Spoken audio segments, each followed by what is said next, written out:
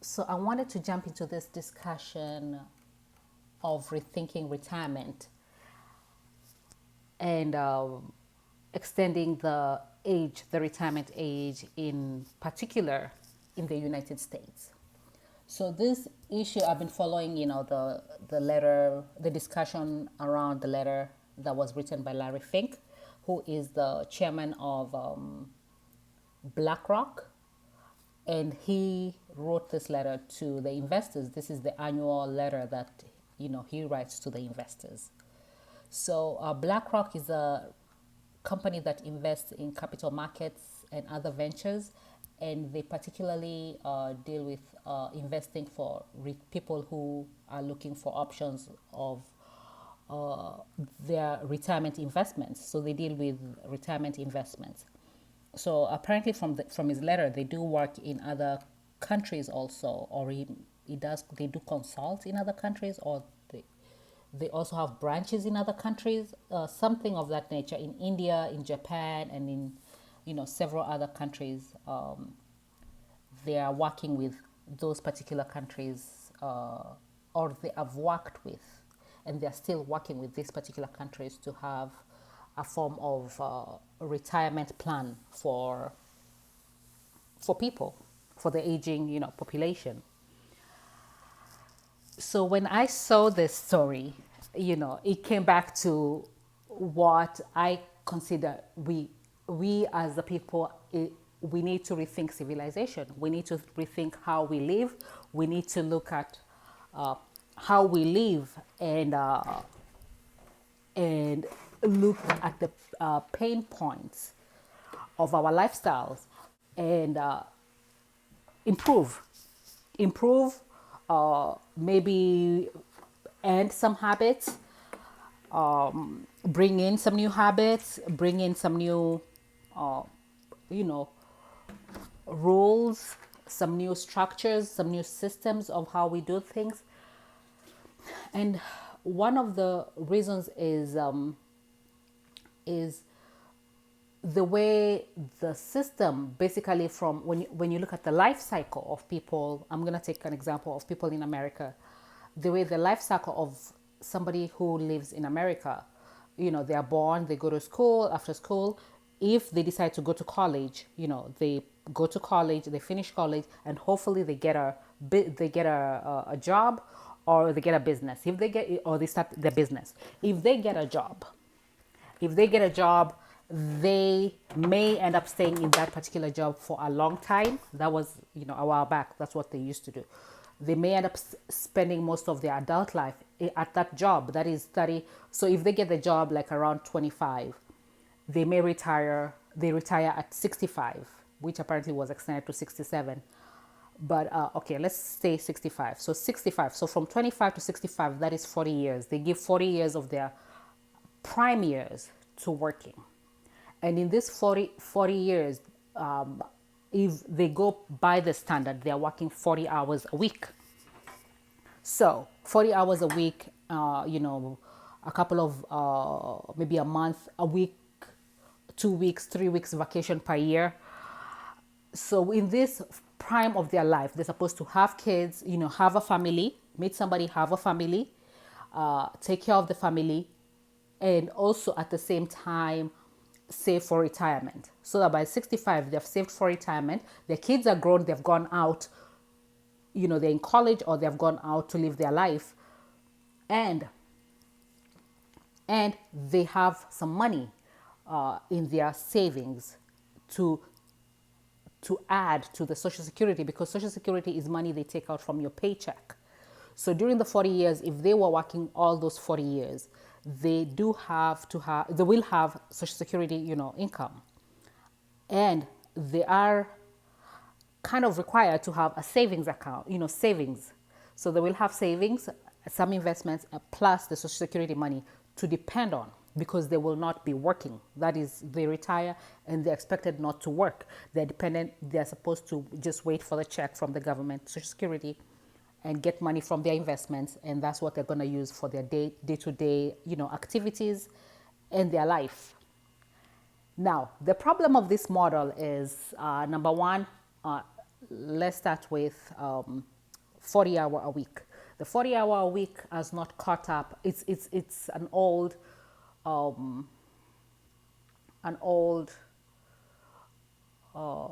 basically it's a system of working that was established in the 1926 by Henry Ford of Ford Motors.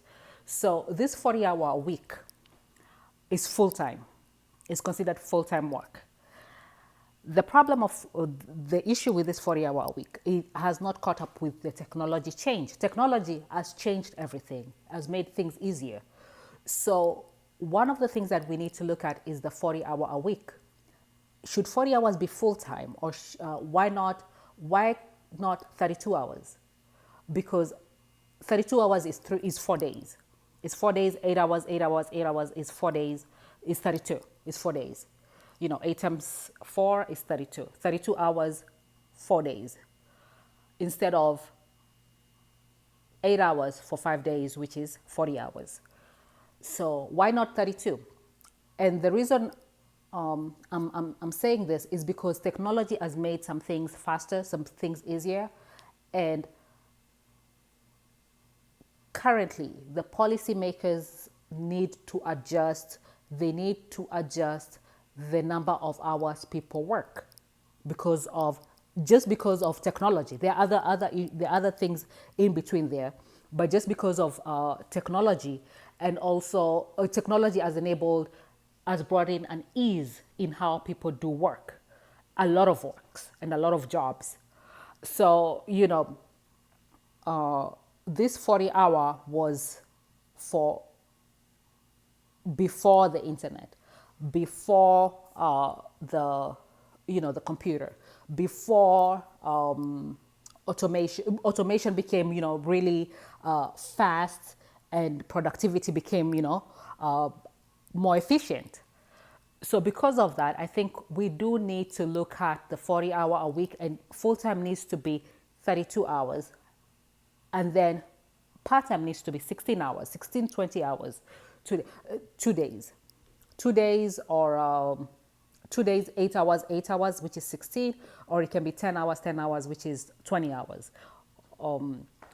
So I do believe that as a society, we do need to look at the amount of hours people are working per week, because this is part of the issue that is contributing to the work-life balance.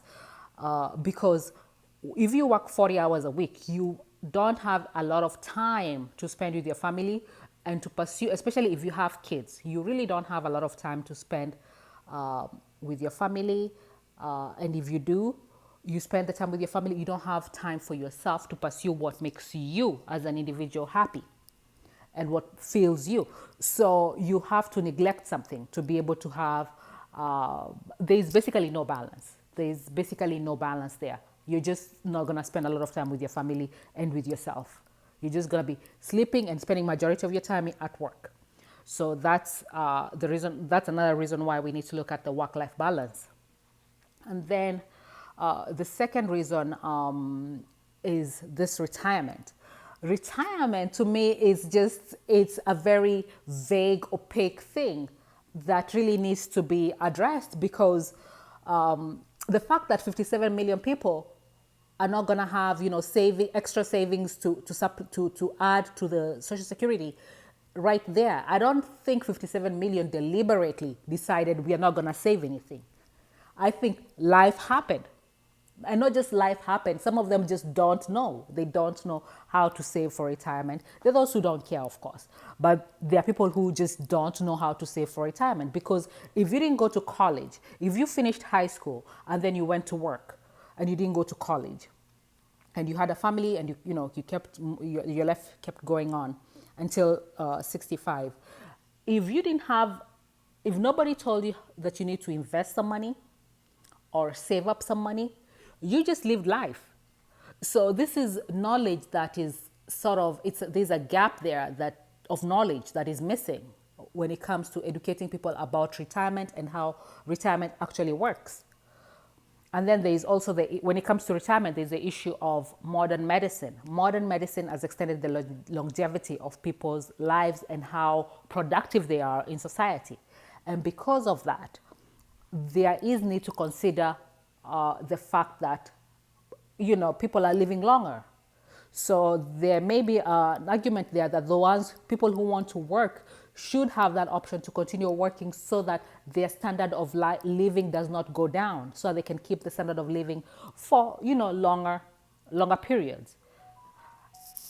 And then another another issue that comes up when it comes to, life, work-life balance, and just the life cycle of human beings and how we are living our lives, is the issue of pursuing what makes you happy. If you don't have life-work balance, you're not pursuing what makes you happy during your prime. So you may pursue it if you retire. You may pursue what makes you happy, and and it doesn't have what makes you happy, because when I say what makes you happy, some people think, alcohol, drugs, more in that lane, maybe sleeping extra, and some people will consider that laziness. That pursuing what makes you happy there's an element of laziness there, so of encouraging laziness. But in reality, there are people who would like to pursue, to learn, to go back to school, learn something different. Maybe they studied economics and they just want to learn how to play an instrument. They want to go back to learn how to play the instrument so they can just be playing some music at home. Or, they want gardening, they want to travel. You can't pursue what makes you happy when you don't have time to pursue what makes you happy. And if you don't have time to pursue what makes you happy, and you don't have the money and the luxury to retire and live a comfortable life, you're gonna continue working after, past 65. You're gonna continue working anyways. That's one thing. And another is, if your health is deteriorating, if your health is going down, you're not gonna stop working. You're gonna keep working.